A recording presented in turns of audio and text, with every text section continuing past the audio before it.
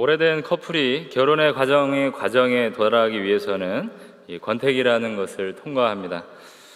사전적 의미로 이 권태는 어떠한 일이나 상태에 시들해져서 생기는 게으름이나 실증이라고 합니다. 그 처음에는 열렬한 마음으로 사랑하고 만나 죽고 못 사는 시기를 보내지만 시간이 흘러 그 권태기가 오면 그 사랑으로 인하여서 그 커플의 사이는 변하기 십상입니다. 그렇다면 이 권태기에 접어든 커플의 구체적인 모습은 무엇입니까?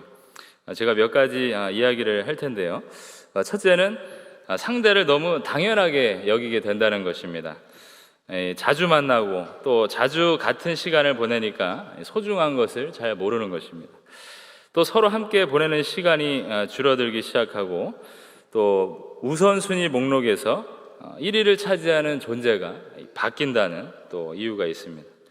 또 서로의 감정에 대한 의사소통이 적어지고 예전처럼 매력을 느끼지 못하는 일들이 발생했을 때 이들은 서로 소원해지는 것입니다. 물론 이 권태기를 잘 통과한 커플은 결혼으로 골인할 수 있겠지만 그러지 못하면 헤어짐의 아픔을 겪을 수밖에 없습니다. 그런데 이러한 일이 우리의 신앙에서도 동일하게 적용이 됩니다. 처음에는 여러분들 모두가 어땠습니까? 주님을 처음 만나주셨던 그 모습, 그 주님의 사랑에 뿅 가서 예배도 열심히, 말씀을 읽는 것도 열심히, 교회 모임에도 최선을 다하는 등의 모습을 보였지만 시간이 지남에 따라 권태기를 맞은 커플과도 같이 그 사랑이 시들시들해져 버리는 것입니다. 오늘 본문에 등장하는 교회도 그러하였습니다. 7번째 편지의 수신자로 소개되고 있는 라오디게아 교회는 외적으로는 어떠한 극심한 핍박이 없는 평온한 교회였습니다. 더욱이 질 좋은 양모를 생산해서 큰 수입을 올림으로써 경제적으로도 아무런 문제가 없는 교회였던 것입니다. 하지만 외부적으로 편안한 환경으로 하여금 그들의 신앙은 점점 변해가게 되었고 주님은 이 교회를 향해서 내가 미지근하다라고 하며 책망을 하셨습니다. 심지어 그들을 향하여서 내가 너를 토해버리겠다라고 경고까지 하신 것입니다. 마찬가지로 한국교회 역시 반세기 동안 허락하신 평안 가운데 있습니다. 물론 최근에는 코로나19를 통과하면서 어려운 시기를 맞이하고 있지만 우리 또한 이 반시의 평화와 평안 가운데 신앙적으로 침체기를 맞을 수 있는 자들임을 기억해야 합니다. 그렇다면 이러한 변질된 신앙에서 회복할 수 있는 방법은 무엇입니까? 저는 이 시간 라오디게아 교회를 책망하신 그 주님의 말씀을 통해서 이 미지근한 신앙을 어떻게 벗어날 수 있는지 함께 알아보도록 하겠습니다. 첫째로 참된 교회는 절대 주권의 하나님을 믿음으로써 미지근한 신앙에서 벗어나게 됩니다. 우리 다 같이 본문의 말씀, 우리 16절, 15절, 16절까지의 말씀을 14절부터 16절까지의 말씀을 함께 읽도록 하겠습니다. 라오디게아 교회의 사자에게 편지하라. 아멘이시오 충성되고 참된 증인이시오 하나님의 창조의 근본이시니가 이르시되 내가 내 행위를 아노니 내가 차지도 아니하고 뜨겁지도 아니하도다. 내가 차든지 뜨겁든지 하기를 원하노라. 내가 이같이 미지근하여 뜨겁지도 아니하고 차지도 아니하니 내 입에서 너를 토하여 버리리라. 아멘. 7 교회로 보내진 이 편지에는 각각의 교회가 들어야 할 서원이 있었는데 이 라오디게아 교회의 경우는 14절의 말씀과 같이 아멘이시오 충성된 증인이시오 또 하나님의 창조의 근본이시니가 이르시되라고 하였습니다. 먼저 아멘이시오 충성되고 참된 증인이시오라고 하였는데 이 아멘은 일반적으로 진실함 그리고 견고한이라는 뜻을 지니면서 문장 끝에서 진실로 그렇습니다라는 의미를 갖습니다. 또한 충성되고 참된 증인은 이 순교자적 예수 그리스도를 가리키는 말로서 그가 진리를 전파하셨을 뿐만 아니라 이 진리를 이루시기 위해 목숨까지도 버리셨음을 의미하고 있습니다. 마지막으로 하나님의 창조의 근본 되신 이라고 하였습니다. 이는 예수 그리스도께서 하나님의 피조물임을 나타내는 것이 아니라 오히려 그가 모든 피조물들을 창조하신 창조주이심을 드러내는 말씀입니다. 예수님은 요한복음 1장에서 말씀하신 것 같이 태초에 하나님과 함께 계셨고 그 말씀은 태초부터 계신 말씀, 곧 하나님이라고 하셨습니다. 계시록에서는 나는 알파와 오메가요, 처음과 나중, 시작과 끝이라고 하신 말씀을 통해서 우리는 그가 전능하신 하나님이심을 알게 되는 것입니다. 그처럼 라오디게아 교회를 향한 이 편지의 서두에서 예수 그리스도를 진실하신 분이시오, 또 만물의 창조주요 그 근원으로 소개하고 있는 것은 이 라오디게아 교회의 미지근한 신앙과 관련이 있습니다. 그들은 성자 예수님을 그 절대 주권자 하나님으로 인식하지 못하고 자신들의 물질의 소유 정도로서 그 신앙을 공고히 하려고 했던 어리석은 상태에 빠져 있었기 때문입니다. 주님은 그 상태를 두고 미지근한 물과 같다라고 하셨습니다. 그래서 내 행위를 안오니 내가 차든지 뜨겁든지 하기를 원한다라고 하시면서 그들의 잘못된 신앙을 지적하셨던 것입니다. 여기에 대해서는 설명이 좀 필요한데, 당시 라오디게아 지역에는 수원이 없었습니다. 리쿠스라는 강이 흐르고 있었지만 흙탕물이었고 이는 자주 말랐기 때문에 식수로 사용할 수가 없었습니다. 그래서 그 주변에 히에라볼리라는 곳에 뜨거운 온천수와 또 골로새에서 흘러나오는 시원한 찬물을 끌어다가 쓰고 있는 상황이었습니다. 하지만 그 물이 라오디게에 도착할 즈음에는 아무런 효과를 주지는 못한 그러한 미지근한 물이 되었던 것입니다. 그래서 그들은 누구보다 이 편지의 내용을, 그 편지의 내용이 무엇을 말하고 있는지 잘 알고 있었을 것입니다. 주님은 그들의 신앙을 마치 효험을 잃어버린 미지근한 물과 같이 변질된 신앙을 소유하고 있다고 말씀하고 있는 것입니다. 그들은 평안한 삶 가운데 완전한 구원을 원하지도 또 완전한 세상을 원하지도 아니하는 회색지대의 삶을 살아가고 있었기 때문입니다.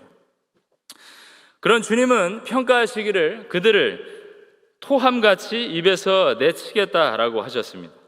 토하여 내친다라는 표현은 라오디게아 교회에 대한 예수님의 격양된 감정을 드러내는 동시에 그들을 심판하실 수 있는 능력이 그에게 있다라는 사실을 보여줍니다. 그처럼 예수 그리스도를 신실하신 분으로 또 모든 피조물의 창조주, 주권자로 믿지 못했던 라오디게아 교회의 성도와 또 그 교회는 변질된 신앙으로 인하여서 미지근한 신앙생활을 하였고 그러한 자들을 토해내겠다는 주님의 엄중한 책망을 받게 되었던 것입니다. 우리가 알고 있는 이 군대의 말년 병장의 이미지는 빠릿빠릿한 이등병과 대조되기 마련입니다. 이제 군생활이 얼마 남지 않은 그는 거의 모든 훈련에서 열애되고 또 어떠한 열심도 없는 그러한 모습으로 보이는 것이 특징이라고 할 수 있습니다. 제가 있었던 내무실에서도 마찬가지였는데 아무리 그렇지 군인이라고 하면서 아침 구보도 안 하고 또 점호도 안 하는 모습들을 통해서 참으로 주변에 군기가 떨어지는 느낌을 지울 수가 없었습니다. 그런데 이 말년 병장이 또 이 말년 병장을 포함한 전 부대의 간부들이 정말 일사불란하게 움직였던 한 날이 있었습니다. 그날은 그 부대에 사단장님이 방문하시는 날이었습니다. 사단장이라고 하면 그 연대의 대장입니다. 그 연대, 그 울타리 안에서는 왕입니다. 그 왕이 온다고 한 날에는 그 말년 병장이라고 할지라도 정말 철저하게 준비를 하는 겁니다. 근데 그날따라 사단장님이 헬기로 올지 아니면 차로 올지 본부에서는 알려주지 않았습니다. 그래서 정말 전 병력이 투입되어서 연병장의 돌을 고르고 또 헬기로 온다 그러면 먼지가 나니까 물을 뿌려야 된다 해서 마찬가지로 간부를 포함한 전 병력이 물을 뿌렸던 기억이 있습니다.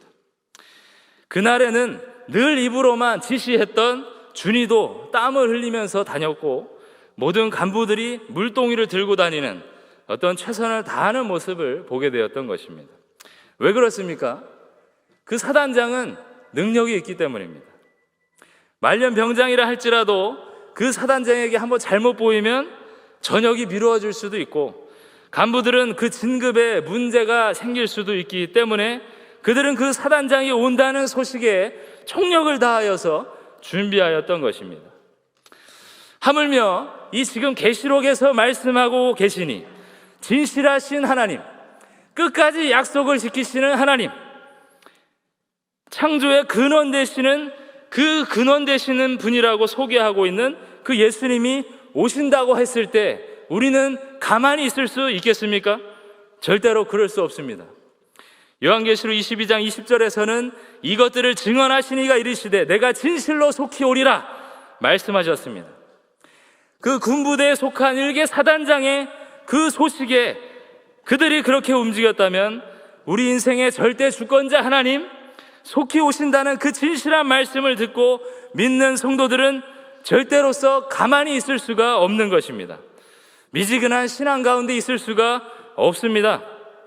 우리는 진실하신 그 주의 말씀이 있는 곳에 소망을 두고 그 처음과 나중 되시는 분이 결국엔 우리의 모든 인생으로 하여금 구원과 심판을 이루어 주시는 줄로 확신하며 중간이 없는, 회색 지대가 없는, 더웁지 뜨겁지 않은 귀한 신앙생활, 그 열심히 있는 교회 생활을 하게 되는 것입니다.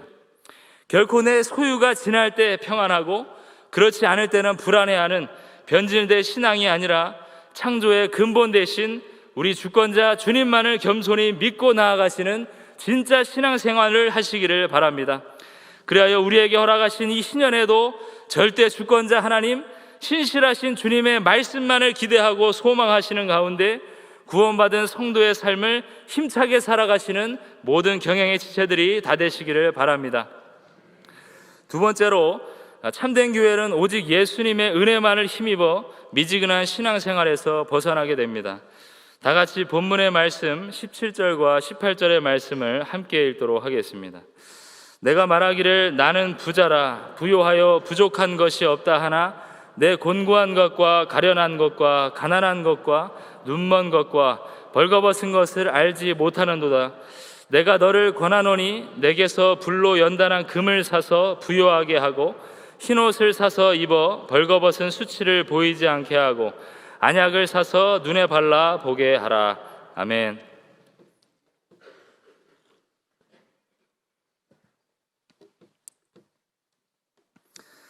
그렇다면 그들은 구체적으로 어떠한 교만에 변질된 신앙에 빠져 있었습니까?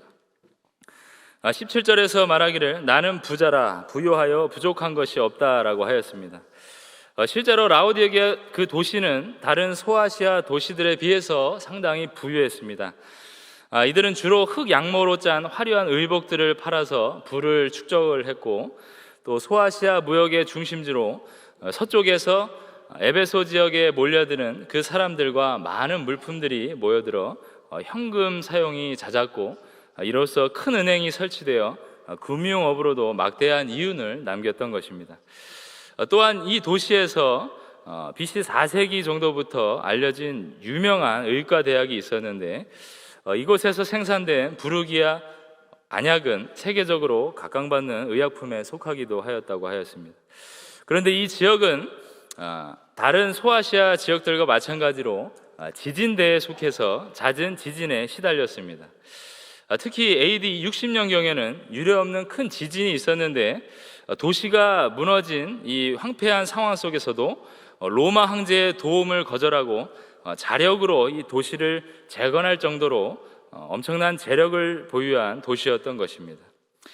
이에 라오디게아 교인들 또한 물질적으로 매우 부유한 사람들이었음을 우리는 짐작해 볼 수가 있습니다. 그런데 이러한 그들은 나는 부자라 부요하여 부족한 것이 없다라고 자랑할 만큼 매우 교만한 상태에 이르게 되었습니다. 단적으로 그들이 가진 재물이 영적인 부요를 가능한 척도였다는 것으로 그들은 신앙을 오해하고 있었습니다. 그런 그들을 주님은 무엇이라고 평가하셨습니까? 오히려 너희는 곤고하다, 가련하다, 가난하다, 그리고 눈멀고 벌거벗은 것을 너희가 알지 못하는 자들이라고 폭로하셨던 것입니다. 그처럼 그들은 물질적으로는 부유했으나 실로 영적으로 가난한 자들이라고 하신 것입니다. 육신적으로는 잘 입고 잘 먹고 또 잘 보는 자들이라고 그들은 믿고 있었지만 주님이 보시기에 그들은 영적 소경이나 다름없었다라고 하신 것입니다. 그렇지만 이런 그들을 향하여서 주님은 정확한 처방을 해주셨습니다. 그것도 아주 부드러운 말투로 권한다라고 하셨는데, 불로 연단한 금을 사서 부요하게 하라라고 하셨던 것입니다. 여기서 연단한 금은 불순물이 완전히 제거된 금으로 정결한 믿음을 가리킵니다. 그런데 그 금을 예수님께 사야 한다고 했습니다.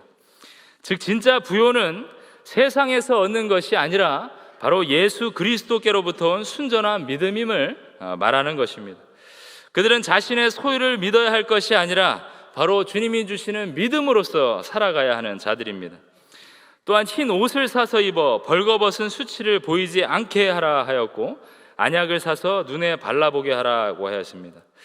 흰 옷은 죄로 벌거벗은 우리의 몸을 가려주며 주 안에서 기쁨과 거룩함과 의로움으로 입히시고, 또한 주님이 주신 안약을 바람으로 더 이상 영적인 맹인 노릇을 하지 말라는 주님의 말씀인 것입니다.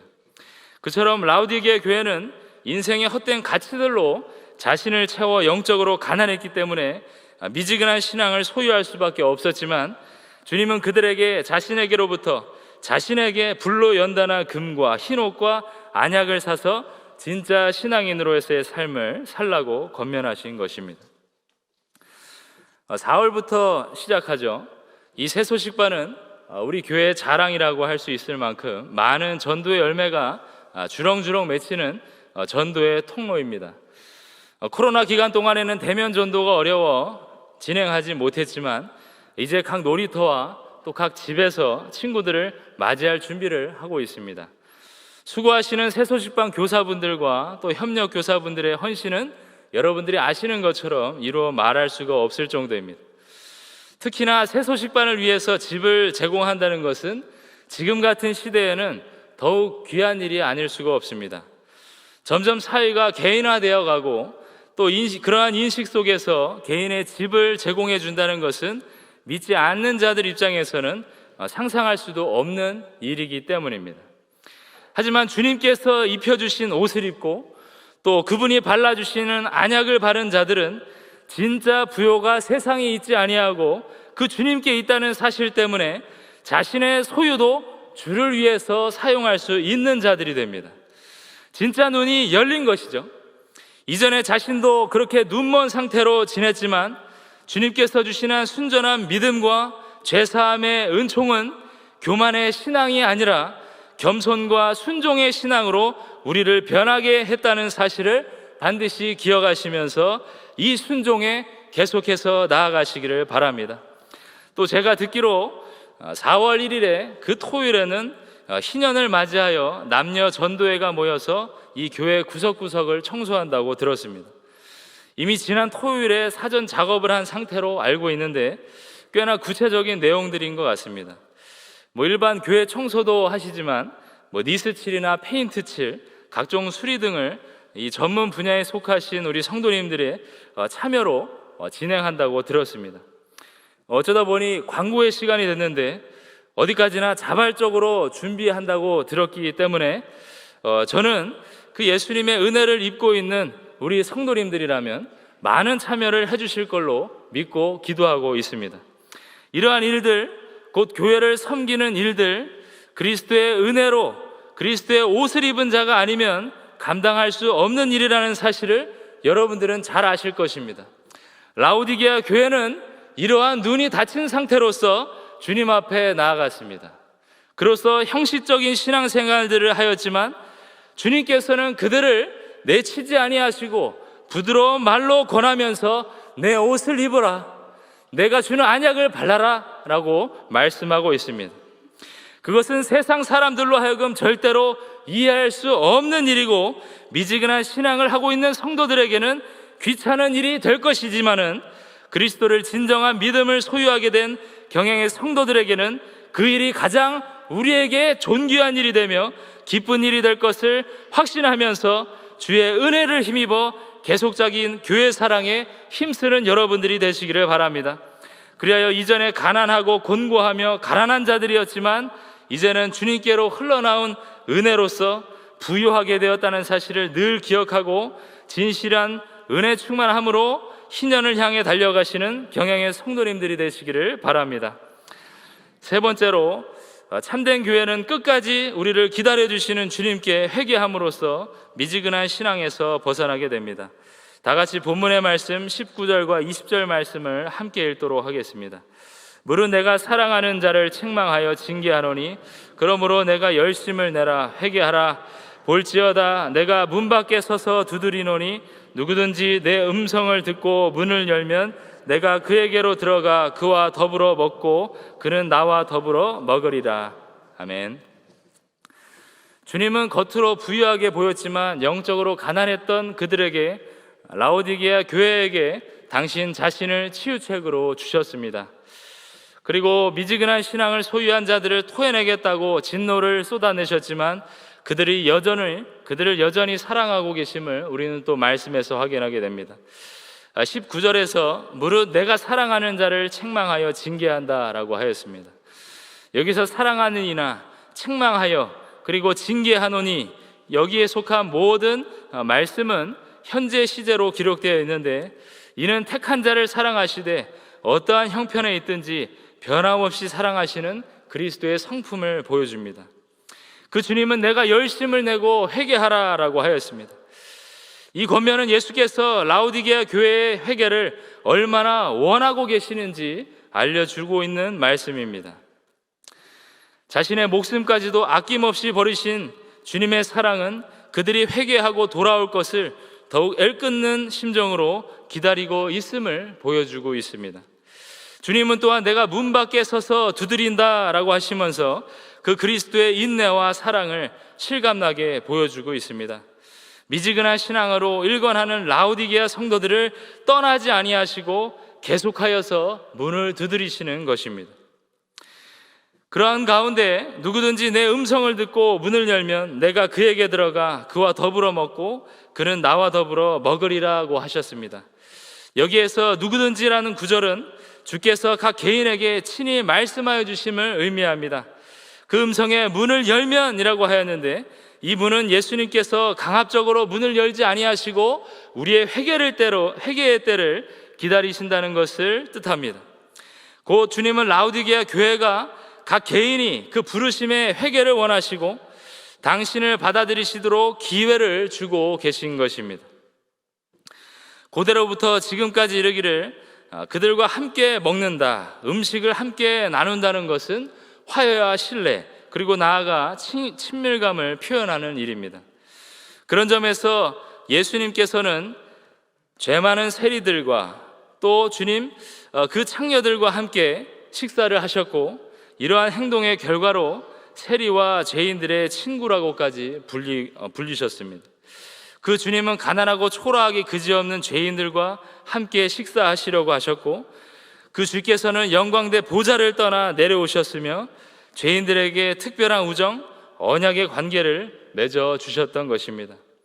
그처럼 라오디게아 교회 성도들이 허황되고 거짓된 신앙에서 벗어나 진짜 교회의 주인이신 그 주님께 대하여서 깨어있는 종들로 계속적인 두드림에 즉각 응답하고 또 회개하기를 원하셨던 것입니다.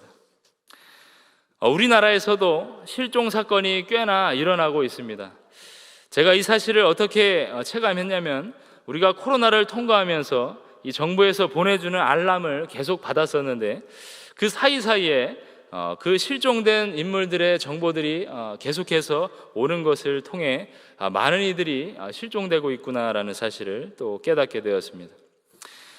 또 이 말고도 트럭과 또 휴게소, 화장실 곳곳에 붙어있는 그 실종된 이름과 나이, 또 당시의 옷차림을 설명해 놓은 문구를 보면 내 가족은 아니지만 반드시 찾아지기를 바라는 마음이 드는 것은 여러분도 마찬가지일 것입니다.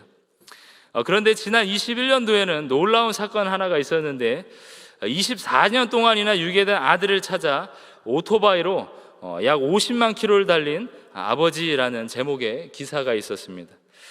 이 사건은 중국에서 일어났는데, 해당 곽강당 씨는 제목과 같이 유괴된 아들을 찾아 혼자 오토바이를 타고 50만 킬로가 넘는 길을 달렸다고 합니다. 그럼 오토바이 뒤에 아들의 사연을 적은 깃발을 매달고 20개의 중국의 성들을 돌며 전단지를 뿌렸습니다. 그가 그동안 아들을 찾기 위해서 사용한 오토바이는 10대에 이른다고 하였습니다. 그리고 다행히 24년의 시간을 지나 마침내 자신의 잃어버린 아들과 상봉하게 되었던 것입니다. 자신의 자녀를 잃어버린 부모의 마음은 어떻습니까? 그 슬픔을 표현할 길이 있을까요? 실로 암담한 날들이 계속될 것이 분명합니다. 강당 씨도 부모로서 포기하지 않고 그 아이를 찾았기에 망정이지 참으로 찾지 못했다면 매일매일 가슴 아픈 마음으로 하루하루를 보내야 했을 것입니다. 하지만 여러분들이 아시는 것처럼 모든 실종 사건이 이처럼 좋은 결말을 맞이하는 것은 아닙니다. 그런데 한번 택한 영혼을, 한번 택정한 영혼을 끝까지 포기하지 아니하시는 분이 있는데 그분은 바로 우리의 주 예수 그리스도이십니다. 그분은 저 영광대 하늘 보좌를 뒤로하고 이 땅 가운데 죄인들을 찾아오셨습니다. 바로 저와 여러분들을 찾기 위해서 저 하늘 보좌의 좋은 것들을 버려두시고 십자가에 달려주시기까지 하셨던 것입니다. 그분은 이 세상의 사람들은 소유로 구분하고 또 명예로 이 세상을 나눌지 몰라도 우리 주님은 누구든지 그 음성을 듣고 문을 여는 자들, 곧 회개하는 자들에게 영원히 목마르지 아니하는 생명수와 생명의 떡을 나누어 주신다는 사실을 우리에게 말씀을 통하여서 이어주셨습니다. 그리하여 그 주님을 포기하지 않으신 것처럼 우리도 어떠한 순간에도 주님 앞으로 돌이키는 일을 포기하지 말고 기도하심으로 온전한 회개를 통해 이 신년의 때에도 주님과 더불어 먹고 마시는 축복된 교제를 온전히 누리시는 성도님들이 되시기를 바랍니다. 사랑하는 성도 여러분, 그리고 헌신을 다짐하시는 새소식반 교사 여러분, 라오디게아 교회도 처음부터 미적지근한 신앙을 가진 교회는 아니었을 것입니다. 그 교회도 세워질 때에는 순수한 믿음으로 주님 앞에 온전히 충성하고 나아갔을 것이 분명합니다. 하지만 도시의 세속적인 모습들, 부를 인생의 목적으로 삼고 자신의 소유로 모든 것을 행할 수 있게 되자 그 신앙까지도 점차적으로 변질되었던 것입니다. 그처럼 우리는 때로 이 미지근한 신앙으로 살아갈 때가 있습니다. 저는 이 설교를 준비하면서 저 자신도 이러한 때를 통과하고 있었음을 되돌아보게 되었습니다. 저 자신으로는 주님께로 받은 별의 서원으로 한평생 주님의 일을 하겠다고 선포했으니 주님께로부터 이제는 제가 주님 앞에 다 일을 한 것이 아닙니까? 매일 교회에 나오는 것으로 정말 주님 앞에 다 일을 한 것이 아닙니까? 라는 교만한 생각 가운데 있었던 것입니다. 하지만 그 순간 주님은 저를 미지근한 신앙이라고 책망하실 것입니다. 또한 물론 이러한 자리에 계신 우리 성도님들은 그렇지 않겠지만 희년을 맞아 드리는 헌금으로서 내 교회에서의 할 일은 끝났다. 주일 예배를 드렸으니 이 한 주의 신앙생활은 됐다. 새벽에 내가 기도하러 나왔으니 그것으로 마쳤다 라고 하는 생각이 있다면 그것은 주님이 미지근한 신앙으로 인하여서 토해버리게 하시겠다고 하는 그러한 억지스러운 모습이 되고야 말 것입니다. 그래서 우리는 진실로 오늘 하루도 하나님의 말씀이 나를 찾아오시도록 이 예배 가운데 만나 주시기를 간절히 기도하는 것입니다. 그런 성도들은 말씀을 읽어도 형식적으로 읽지 못합니다. 왜냐하면 그 한 절에서도 주님이 나를 만나 주실 것을 확신하기 때문입니다. 또 찬송을 불러도 세상의 노래처럼 부르지 못하는 것은 그 찬송의 가사로 하여금 나로 하여금 힘을 주실 것을 확신하기 때문입니다. 그렇게 참 신앙을 소유한 성도는 인생 최대의 희년 비전 헌금을 비롯한 각종 헌금을 드려도 겸손한 마음으로 그 모든 것을 허락하신 하나님께 감사드리는 가운데 더 드릴 것이 없는지 기도하고 고민하는 성도들이 될 것임을 기억하시고 하나님 앞에서 칭찬받으시는 진짜 신앙인의 모습으로 살아가시기를 바랍니다.